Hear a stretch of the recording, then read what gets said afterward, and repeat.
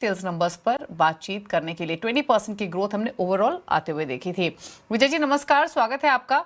तो congratulations, domestic tractor sales तो 21% overall जुलाई में ग्रो होते हुए दिखाई दी है।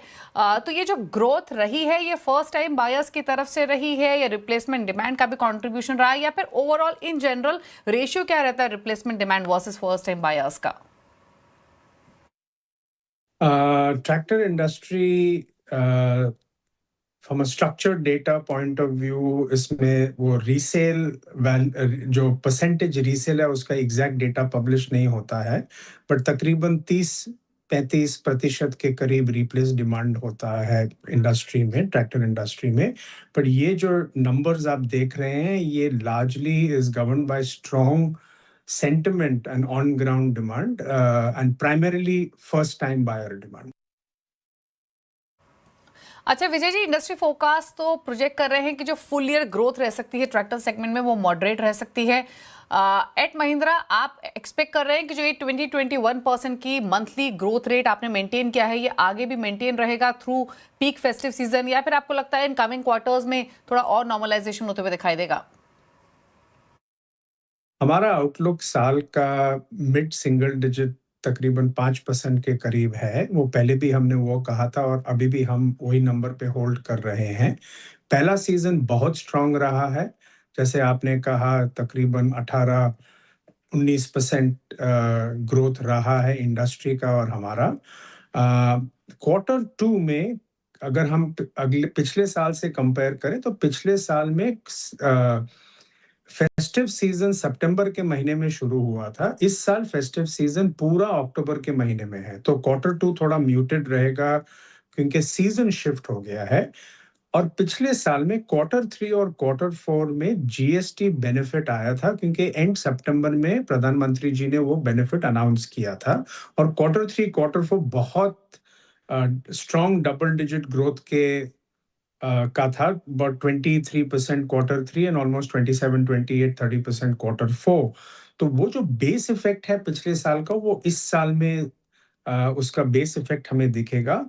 तो क्वार्टर टू म्यूटेड रहेगा, क्वार्टर थ्री क्वार्टर फोर में बेस इफेक्ट आ जाएगा। तो क्वार्टर वन बहुत स्ट्रांग रहा है, मगर साल का अगर हम एवरेज करें तो वो मिड सिंगल डिजिट तकरीबन 5% के करीब होगा।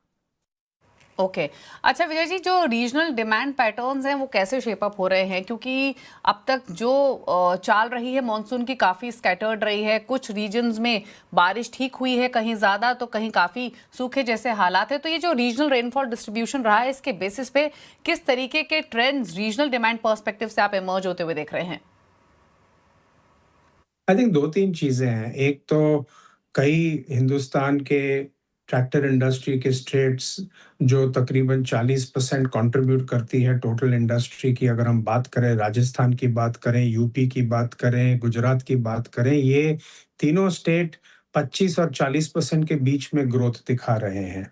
और ये तीन स्टेट मिला के तकरीबन 35 से 40% ट्रैक्टर इंडस्ट्री के लिए अकाउंट करते हैं। तो वहाँ ग्रोथ भी स्ट्रांग रहा है, सेंटिमेंट भी स्ट्रांग है, डिमांड भी स्ट्रांग है।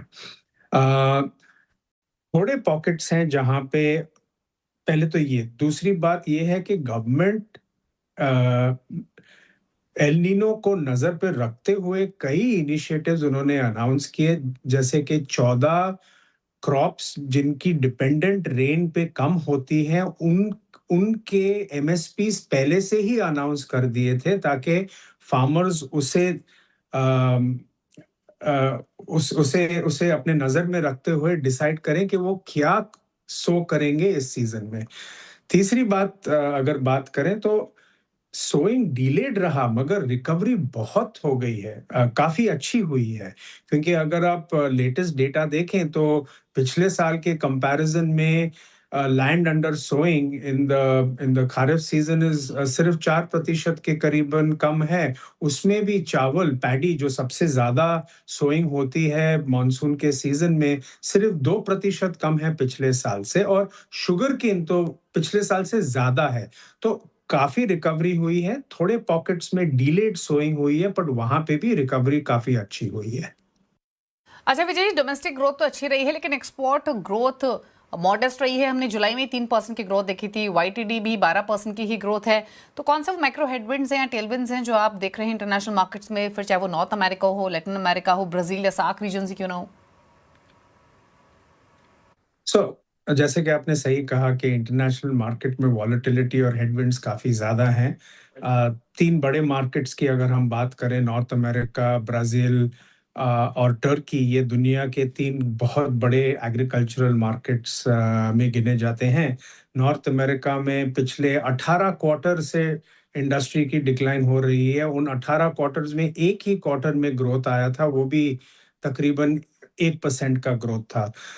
तो वहाँ हेडविंड्स काफ़ी स्ट्रॉन्ग हैं, बट वहाँ पे in the less than 70 horse power segment, जो इंडस्ट्री का 60% के करीबन अकाउंट करता है, वहाँ पे हम टॉप 3 प्लेयर्स में हैं यूएस मार्केट में।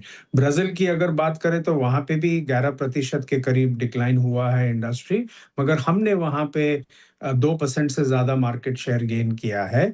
टर्की की अगर बात करें तो वहाँ 50% इंडस्ट्री डीग्रोथ हुई है। पर वहाँ पे भी हमने 1.5% के करीब मार्केट शेयर गेन किया है। अफ्रीका बहुत स्ट्रॉन्ग परफॉर्म कर रहा है डिमांड के तौर पे और हमारे परफॉर्मेंस और ग्रोथ के तौर पे। अल्जीरिया एक पर्टिकुलर कंट्री इन अफ्रीका जहाँ पे डिमांड बहुत स्ट्रॉन्ग है और आगे ग्रोथ के अपॉर्चुनिटीज भी बहुत रहेंगे। और साउथ एशिया में नेपाल, श्रीलंका काफ़ी स्ट्रॉन्ग परफॉर्म कर रहे हैं इंडस्ट्री में और हमारे लिए भी। Okay, well thank you Vijay ji आने के लिए और इलेबोरेट करने के लिए। ओवरऑल सेल्स ट्रेंड्स कैसे देखने को मिल रहे हैं, एक्सपेक्ट ये करते हैं कि डोमेस्टिक मार्केट में तो ग्रोथ बरकरार रहे और इंटरनेशनल मार्केट्स भी स्ट्रांगली रिवाइव करें।